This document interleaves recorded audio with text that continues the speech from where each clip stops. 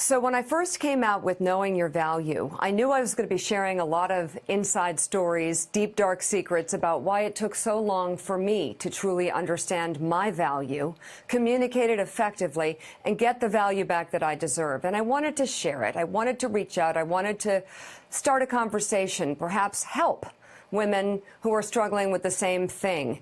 I found that when I interviewed women for the book, really powerful, successful women, that they actually had the same struggles that I did, that they were there despite their success.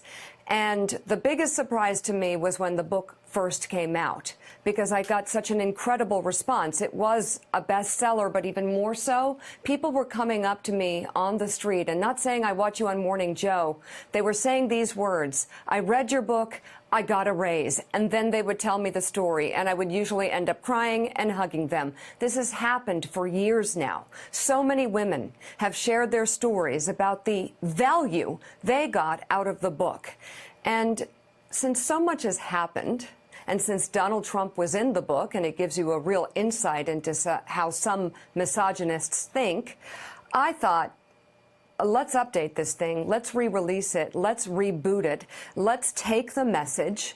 Let's take the advice that has been so valuable to so many women and go deeper and find out what exactly is the root of the techniques. What will help women feel even more confident when they're communicating their message effectively. So we've stepped up the message, we've stepped up the advice, and we also take a look at the president's sexist attacks towards me, sort of the backstory of what happened when he tweeted about me, but why it's important to know your value in the face of sexist attacks, in the face of sexism in the workplace, that knowing your value and communicating effectively is the first front line against those things happening, or what to do when they happen. So I really thought it was important to open up a conversation about sexism, misogyny, and the Me Too movement, and how that played into this book even getting printed. I had a falling out with Harvey Weinstein, especially after the story broke,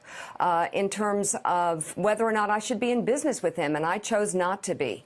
And I chose not to print this book unless the company I worked with, Sept, would separate itself from Harvey Weinstein, which they did. They stepped up. We all stepped up and put our money where our mouth is, because that's what women need to do when they want to know their value and communicate it effectively. You've got to believe in something so deeply that you're willing to go the extra mile to make it happen, to do it right.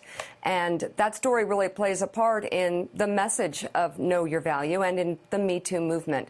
So I'm so excited to be releasing this book.